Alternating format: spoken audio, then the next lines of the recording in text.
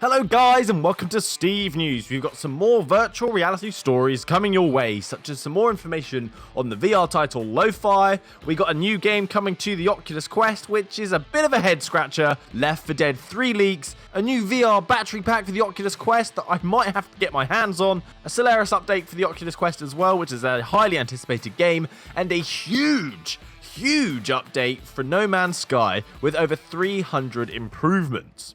First, let's talk about Lo-Fi. We have some footage of a title called Lo-Fi from Iris VR. This title is a Kickstarter-funded game that looks like it's heavily inspired by the cyberpunk style. And since Cyberpunk 2077 isn't coming to virtual reality, this is a welcome treat. In this title, you play as a police officer of the future that just joined the force to fix this reckless city. Robocop vibes, as a fellow officer on the force has just been killed. The non-linear styled gameplay allows you to embody the officer and investigate, solving crimes any which way you seem fit. It boasts approaches of not having to follow the law. You can be corrupt if you so wish. Upload VR have a developer walkthrough of this title which was shown at their showcase, with the developer Blair Renaud, hopefully I said that right, narrating the gameplay scene. The footage from this title is amazing. The neon colours of the billboard advertisements that are broken, along with the tall buildings and rubbish-laden ground, makes it feel like you're in the underbelly of an overpopulated, broken, futuristic society. If you're interested in this title, watch the video. It's a great watch and gets me so pumped for some Robocop Decker action in 2020. So Vark coming to the Oculus Quest. This is a new title that's just appeared on the Oculus page called Vark. This is a Japanese title that provides you with a platform to watch your favourite virtual artists perform, providing you with larger-than-life visual effects to make the show even more exciting. Even though the choices of avatars can also contribute to that, wink. This is a title that was free on the Oculus Go. It's now ported to the Quest, so you should get it free as well. I've got to be honest though, I'm not sure what this title is all about. It looks very bizarre. Moving on. Next is a new VR battery pack for the people who are not fortunate enough to have the perfect shaped head or face to withstand the 571 gram weight of the Quest.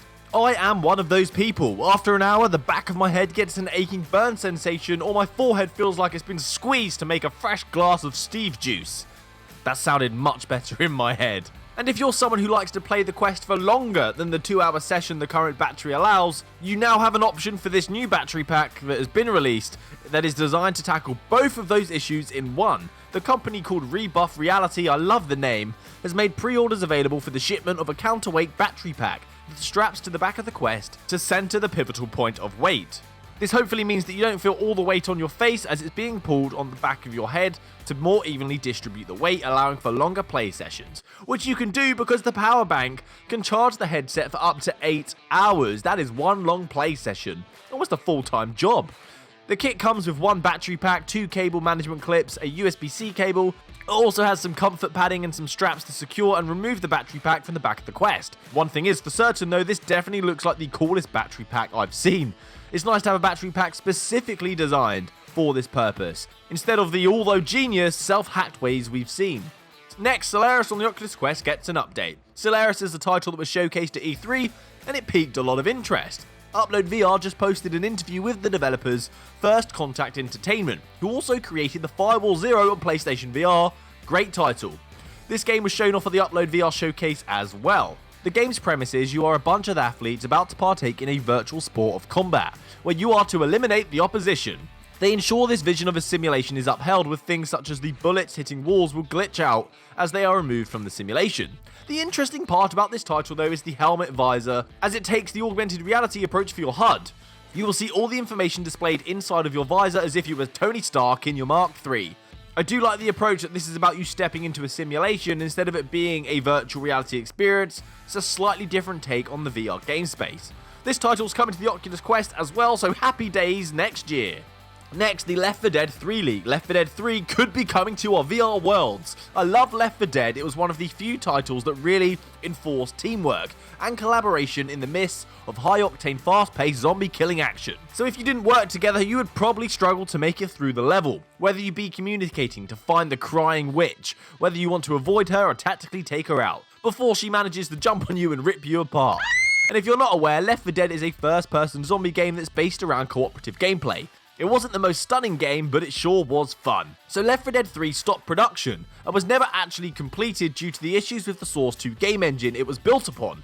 And at this time, the studio wanted to make use of the Unreal 4 engine, which is understandable because, as it's called, the engine is Unreal. Source 2 is Valve's game engine, of which they've spent 4.5 years creating Half-Life Alyx on. This title's blown us away in how impressive it looks, and it even helped manage to sell out the Valve Index, and I'm sure Left 4 Dead could do the same, because it's a great game with a huge, loving fan base. So the YouTube channel Valve News Network had noticed that there were a few hints and references of the title Left 4 Dead 3 in Steam VR and Source 2, as he had spotted well-known character names appearing such as Witch and Crawler. It makes perfect sense for Valve to finish this title with their new impressive game engine after the project was put on hold because the engine wasn't ready. And the engine is now ready! And with Valve also pushing for hardware sales in the VR space, allowing for such a great game as a VR experience just seems like the obvious choice. So keep your ears to the ground for an announcement of its release after Half-Life Alyx has made an appearance. I may have to get an index. And the next one is No Man's Sky has a huge virtual reality update. This game, when we heard it was getting VR support, everyone scrambled to get a copy in preparation of this title's update. Even I bought a Rift S. Luckily I got to return it as the link was announced. No Man's Sky is getting a huge VR update to fix over 300 issues and adds additional features. So let's go over some of the most notable changes in this update. And I quote, "You can now upgrade your starship or salvage ships for parts. Players can own and customize multiple multi-tools and create multiple characters in the customizer to switch between them. We've matched up features across VR and non-VR, so VR players can now ride creatures and take photos. Non-VR players can now drive vehicles in first person, as well as a host of VR-specific improvements based on feedback from players. We've streamlined, sped up, and clarified lots of inventory and UI issues, including a whole new space map and a personal refiner you can use directly from your inventory.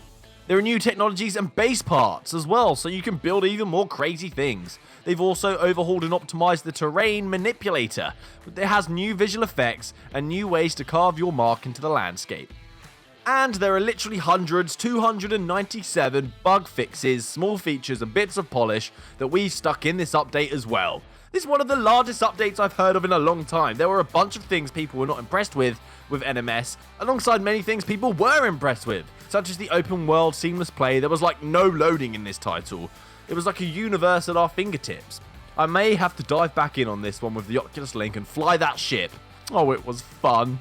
So that's it from me today. Thanks for watching Steve News. I appreciate you taking the time to get updated on some VR stories. There are some things to get excited for, so stick around for next time. Happy gaming, guys.